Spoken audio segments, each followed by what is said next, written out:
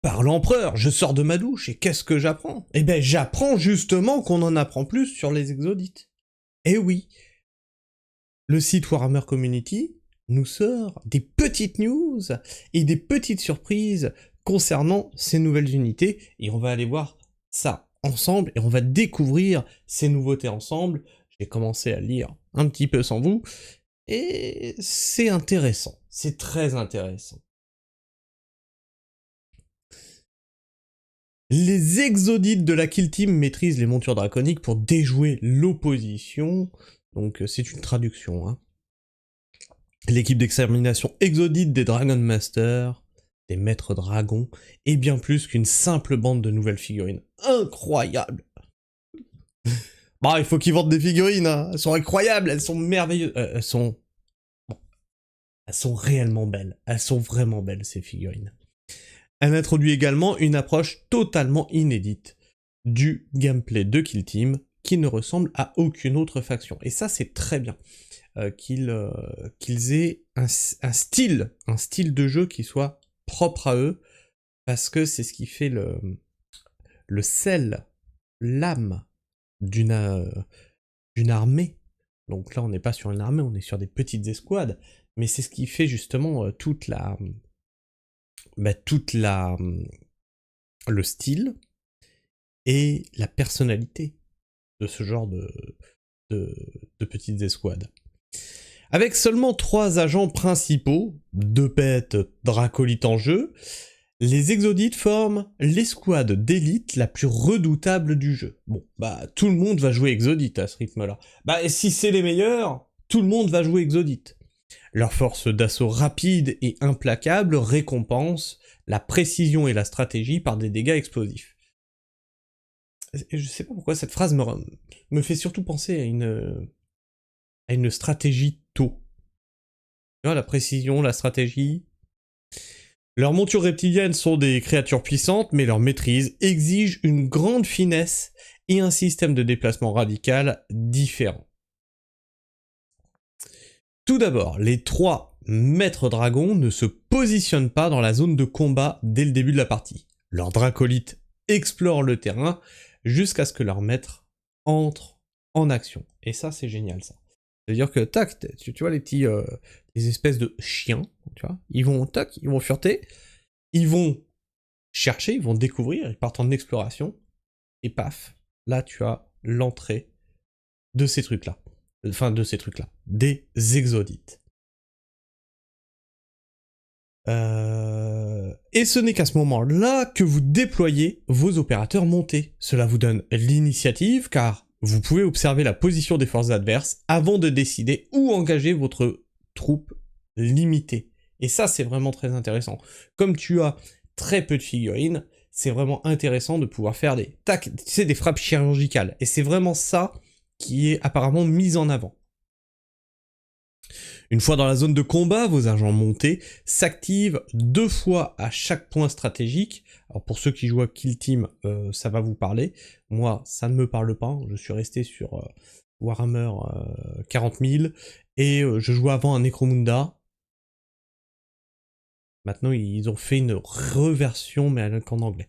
Répartissant leurs 4 points d'action entre les activations selon les besoins, sans toutefois pouvoir dépenser plus de 3 points d'action en une seule fois. Cette flexibilité est essentielle pour assurer leur sécurité, car leur taille imposante par rapport aux autres agents les empêche de profiter des abris légers ou les petits éléments du terrain, et ça bah oui. Elles ont quand même une certaine taille, ces figurines. Putain, mais qu'elles sont belles. Mais qu'elles sont belles. Nom de Dieu.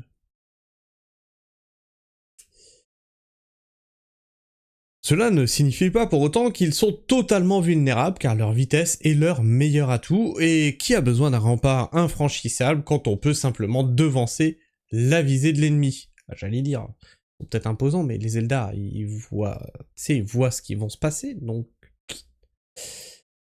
Chaque agent est marqué d'une vitesse de 3, 4+, ou 7+, selon la distance parcourue, lors de son activation. Une vitesse de 4+, lui permet de conserver un dé de défense en cas de succès automatique, tandis qu'une vitesse de 7+, lui permet d'en conserver 1 en cas de succès critique. En bref, continuez d'avancer. Donc apparemment ça... Vous me dites, hein, les joueurs de Kill Team, si je me trompe, mais ça encourage le fait de te déplacer constamment. Se déplacer n'est pas si simple, car les Drakesteed n'ont pas la motricité fine des agents d'élite. Il leur faut une grande habileté pour se faufiler rapidement à travers un terrain dense, plutôt que d'utiliser les actions de repositionnement, sprint, charge et repli. Ils manœuvrent par une série de sprints et de virages, anticipant leurs mouvements pour éviter de se retrouver bloqués contre un obstacle. Tandis que l'ennemi se rapproche mieux encore. L'action sprint coûte 0 point d'action, qui signifie que les exodites sont toujours en mouvement. Donc c'est bien ce que je disais, ça encourage toujours la mise en mouvement, et ça c'est très bien, ça colle à leur style. Vous pouvez effectuer un demi-tour gratuit pendant les déplacements, donc ça, voilà, on va parler plus des aspects du jeu, mais c'est très intéressant.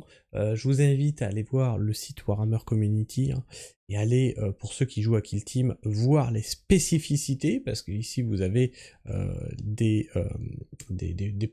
petits encarts avec ce qui va vous attendre, avec le sprint, etc., la façon de tourner, etc., et donc c'est très intéressant. Moi ce qui m'intéresse c'était plutôt la première partie, hein, tout ce qui est en rapport avec l'histoire de ces exodites et leur façon dont ça se traduit sur le terrain, tu vois, ça c'est intéressant. Et je trouve que Game Workshop y apporte beaucoup d'attention sur ce jeu Kill Team. Alors, pour parler de Kill Team, j'ai l'habitude, depuis que je suis jeune, de voir des petits jeux d'escarmouche comme ça être proposés par Game Workshop, puis abandonnés. On a eu par exemple Necromunda. Alors vous allez me dire, mais Necromunda existe toujours. Oui, mais il a disparu un très long moment, et il a été réédité que en anglais. Donc pour ceux qui parlent que la langue de Molière, ou qui la massacrent, hein, comme moi, ben c'est compliqué. Assez compliqué, on aurait aimé une réédition en français, et l'autre truc, c'est que Necromunda, en fait, ils n'ont pas fait évoluer les figurines. Les figurines, c'est les mêmes que dans les années 90. Il n'y a rien de nouveau.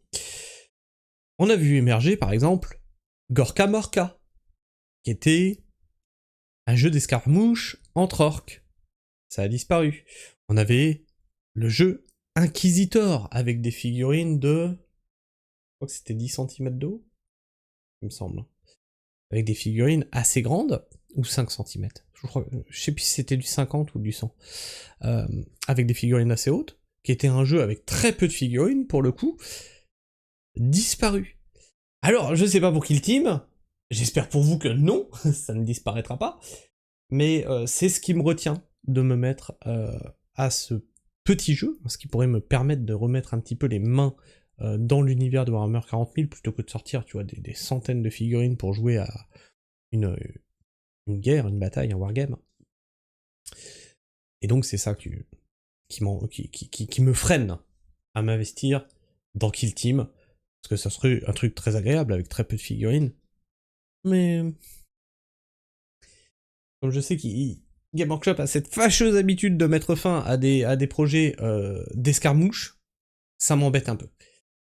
Bref, j'espère que vous en aurez appris un petit peu plus sur les exodites, que cette armée vous intéresse. Moi, elle me passionne, vraiment elle me passionne, j'adore avoir des nouveautés, mais là on a vraiment quelque chose de nouveau avec ces chevaucheurs de sang-froid, hein, de reptiles, de dragons. On a vraiment, ça apporte du frais, tu vois, dans l'univers. Allez, je vous fais la bise, que l'empereur veille sur vous, et Astronomican, à ciao.